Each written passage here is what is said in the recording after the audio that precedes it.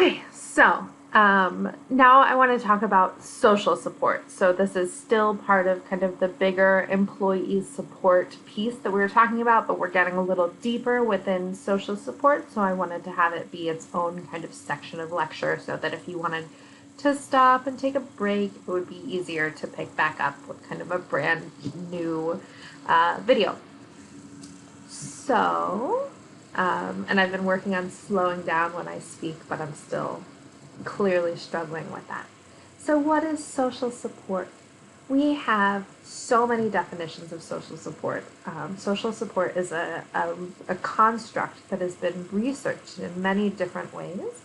And when it is researched, it is kind of defined in different ways, in kind of many different settings. And that's an issue for us because it's hard to really know how effective social support is if we're constantly saying, what definition are you working from?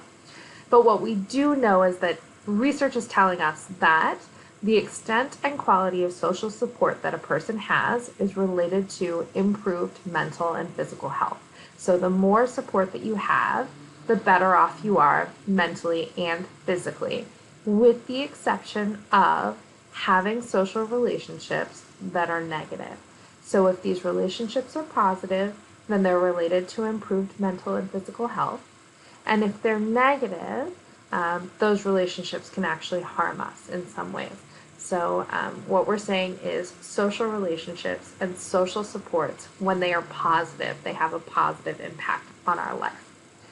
One of the most well-known and kind of well-quoted or often quoted definitions of social support is social support is a multidimensional construct that refers to the psychological and material resources available to individuals through their interpersonal relationships. So it's the different things that you get, whether they be psychological or actually physical, material, right? Things that you can hold, that you can get through the relationships that you have with different people. So that's a really kind of important and actually quite broad definition. So, the things that you get from other people. Social support has been shown to be related to many different things. So it's been shown to be related to psychological adjustment, improved efficacy, so feeling like you are capable of doing things, that's efficacy. An improved way of coping with upsetting events, so being able to cope better with upsetting events. Interestingly, this social support is related to resistance to disease and illness, recovery from disease and illness, and reduced mortality. So if you have more social support, you are less likely to die.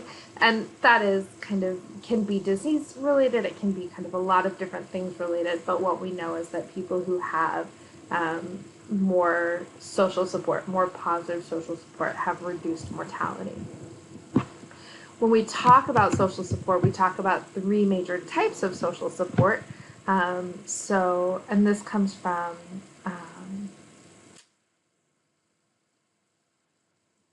the authors of one of the articles that you read this week wrote an article in which this was quoted. So I can get that information to you later, sorry. But there are three main types of social support. Perceived support, actual support, and structural support. And now forgive me for going out of order, but I'm going to start with actual because it's the easiest. Actual support is literally the support that you have. It is the level and frequency of social interaction that a person has in life.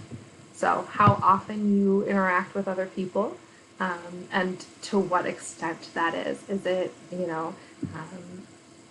saying hi to somebody on the train is going to look a lot different from, sitting with a friend and discussing a book for an hour, right? So actual is being able to count what we're looking at when we're talking about social support. Structural is your social networks, and I'm not talking about Instagram. Your social networks, the people you are actively social with, the people you are social with, and actually, I take it back. When I say your social networks, and I'm not talking about Instagram, That's not true. For many people, those social networks are actually very, very important. So I don't mean that in a negative way towards Instagram or towards Snapchat or towards, whatever the kids are using these days. But when I say social network, I want to make sure that we're not conflating just Instagram or Snapchat, like these social media types of relationships, with what we're talking about. So when we're talking about structural, we're talking about your social networks, which is the relationships that you have with people. And we're not, so this is the people that you're actively social with. So how connected you are with your community. Your community could very easily be online. I just wanted to make sure that it didn't feel like what I was talking about was solely online social relationships. I hope that I made that very clear.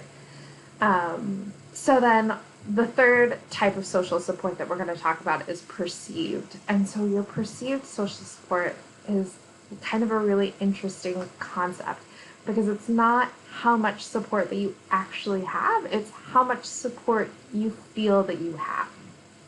And so that's going to depend on a lot of things. First of all, that's going to depend on kind of how you define social support, but how that influences you is also going to depend on you. I'm sure you could look around at your friends and say, that person needs a lot of social support, and that person tends to need less social support. Your experience with social support will be kind of mediated by this. And what I mean by that is, so perceived social support is going to look different based on your need for social support and the social support that you have. So if you are a person who needs a lot of social support, right? So you need a lot of interaction with other people, and you do have a lot of interaction with other people, but it doesn't feel like enough. That means your perceived social support is low. It's not sufficient for you. And that is kind of a lack of social support under this kind of type of social support. On the flip side, if you're a person who doesn't need a lot of social support, perhaps you're an introvert and you need very little interaction with other people, but you need it to be of a certain kind of type and specific frequency, that's fine. If you're getting that type and frequency, even if it's twice a week, once a week, who knows? If that is sufficient for you, then your perceived social support is seen as a positive thing, right? Because that's how you perceive it. And so that's what's really interesting here, is because when we're doing research on social support, we're kind of approaching it in different ways. When we're talking about perceived social support, that's very important to people, and that can influence how a person experiences social support. I just kind of wanted to give you that idea, because that kind of gives you an idea of how differently, and now we're going to talk about two of the major models of social support, and those are totally different too, right? So we're going to kind of, but remember, when we're talking about social support, we're talking about something that can help with psychological adjustment. It can help you cope with stressful events. It can help you resist disease and recover faster. It has all of these positive influences on your life. And so these are really important things, and we need to understand what they are and kind of how they're researched to even understand kind of what we're talking about. So there are a lot of different types of social support, models of social support, but we're just going to talk about two because they're considered to be two of the main models of social support. So the stress buffering model in general is basically you have stress, and stress leads to reduced well-being, and social support is a mediator. So if you have social support, it can impact how stress affects your well-being. So if you have a lot of stress and you're experiencing a lot of positive social support, then you may experience less reduced well-being. So you may be better off because you had the social support helping you manage your stress. The direct effect model of social support basically says that having social interactions and social relationships in general has a positive effect on our well-being. So our social networks are going to give us roles in the community, they're going to give us positive interpersonal experiences, and those things help us manage wellness or help us kind of feel better in life and help us have improved health outcomes. Um, there are people who theorize that this could be because if you're regularly interacting with other people, then you have, a better sense of self-efficacy, more self-worth. You feel like you're worth more, you're capable of doing more, and they may be more stable and feel more control. And so that could be kind of what is having an influence on well-being. So the stress buffering model and the direct effect model, and the big difference between the two of them is their perception of the level of stress that's important. So the main difference between these two is that the direct effect model is thought to be effective at all levels of stress. Okay, so if you're working under the direct effect model, if you have just a little bit of stress, you still have this mediating social support, and that helps. If you have a lot of stress, you still have this mediating social support, and it helps. Whereas when we're talking about the stress buffering model, that thought is that the social support only works under times of really high stress. So when the stress is not at high, it's not necessarily a huge deal. To talk about social support, so just to kind of put social support into your mind, I think, and I think you all know that I'm a mom. I have 2 kids. They're both pretty young, and so an example of something that I've noticed Australia doing really, really well in terms of social support is the maternal support networks that are built. Basically, as soon as you have a baby, right, and you all know this better than I do because I didn't have my kids in Australia, but there are these, maternal groups where people get together and have these kind of interactions with other new moms, and that social support is really important for people. And if you think about the impact of having a baby on your life, that is a time of high stress, even if you have a really easy baby. And so this kind of social support is really useful. I also kind of wanted to spend a minute talking about a research study that has to do with social support. And so we have this research study on spinal cord, or people with spinal cord injury who are doing an exercise program. And so I was doing an intake interview, and I remember I was meeting with a young man who had just very, very recently, like a year ago, sustained a spinal cord injury, relatively high level, not too high to exercise, but too high to grip very well. So a relatively high spinal cord injury. And he was young, and he had sustained it a year ago. And so he and I do our interview, and then, we go back over to the gym, and I went and I picked up my next person that I was going to interview. And he was, probably 20 years older, similar level of injury, but his injury had happened around 20 years ago. And he said something to the younger guy that just stuck with me forever. And it was, I'm trying to remember how he phrased it, but basically the younger guy was sitting in the sun, and the older guy said, yeah, I remember, those first couple of years, the sun felt so deep and so healing, and I just wanted to soak up that vitamin D. And it was like this wave of recognition went over the younger guy's face, because it was just like, okay, this guy knows what I'm going through. And if you think about your counseling skills, right, that just tiny thing makes you feel so understood.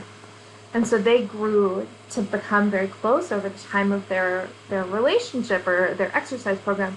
And that relationship was really important, because having someone who could model what it was like to have a spinal cord injury and, have a wife and have a family and, get around town and be able to transfer from your wheelchair to the bed or to a couch or whatever, those are all really huge things that are, for some people who have just sustained an injury, really, difficult to imagine, right? Because at this point, the younger guy couldn't even transfer himself because he didn't have the upper body strength necessary. He had, been out of the hospital for some number of months, right? And so he didn't have the body strength to transfer himself from point A to point B. Whereas the other guy was part of, a rolling team and was rolling miles and miles on Wednesdays, and so there was just this very, very different experience. And so that social network and that social experience was really important to the younger guy in terms of kind of some of that emotional and psychological healing. So I just love that story. Because that was a very, very cool experience, and those were wonderful participants, and it was just a delightful project. Anyway, so that is an example of social support within the context of disability. Social support is not always studied within the context of disability, and it's even more rarely studied within the context of disability management, but there is some work on social support and disability management. So what is workplace social support? This is the support of supervisors. This is having, I think I have a slide for this. This is the support of supervisors. This is the support of our coworkers, of our peers. This is also job satisfaction, right? How happy we are in our job.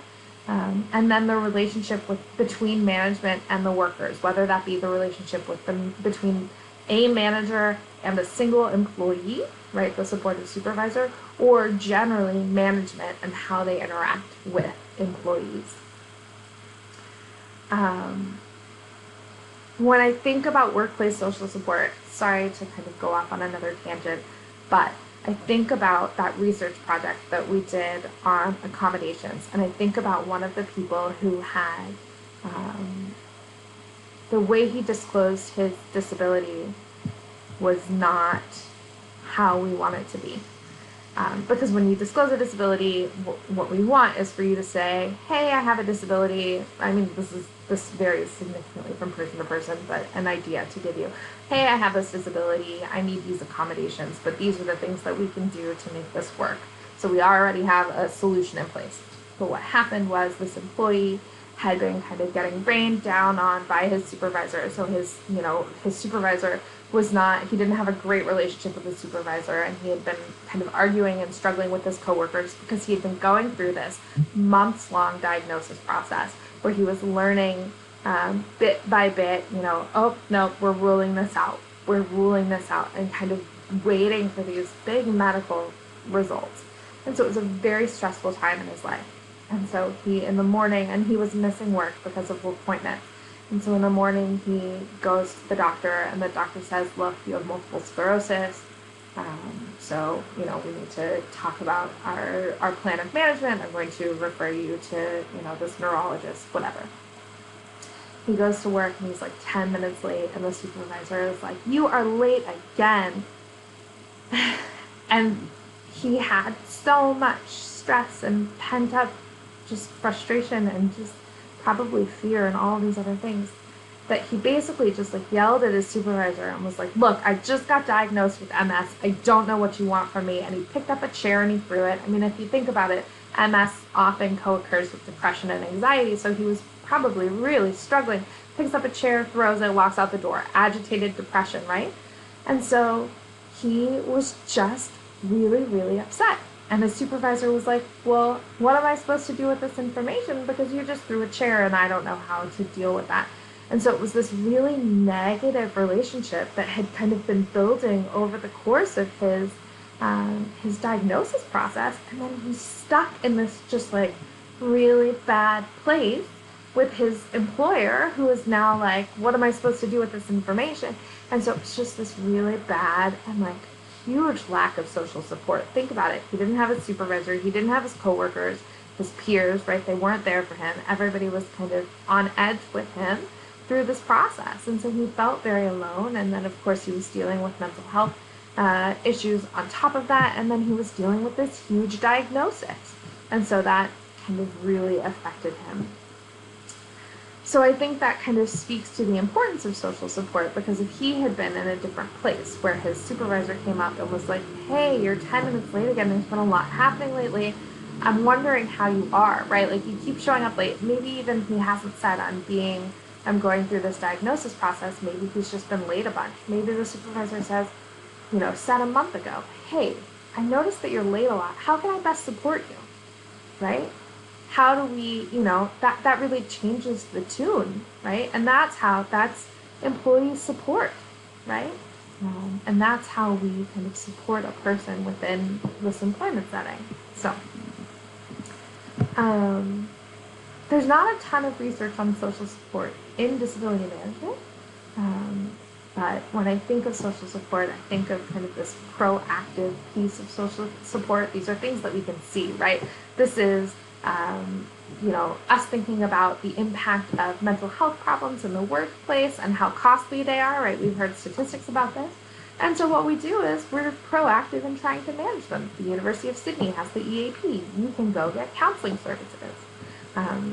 These proactive pieces of social support in disability management are a lot easier to see. This is, also the wellness programs, right? These are a lot easier to see from the outside. Whereas the post-injury pieces of social support are really harder to see. These are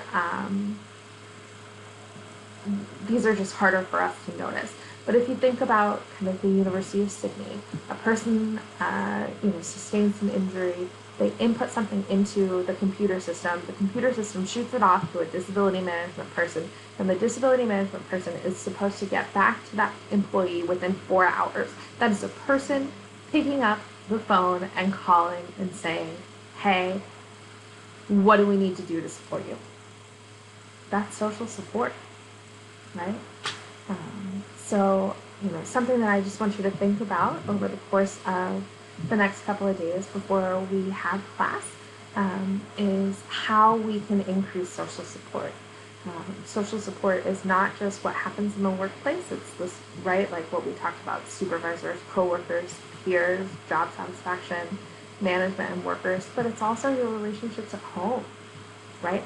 Your spouse, your parents, your children. Are you in a band? Are you a musician? Your bandmates are part of that social support. Do you go to church? Your church is part of that social support. So that social support network can be hugely helpful for people. So how do we, as disability management professionals, increase and support people, increase that amount of social support, or increase the provision of social support? How do we do that for people? So that's something that I want you to think about before we come to class, because that's something that we'll chat about in class. Thank you for listening. I will see you soon.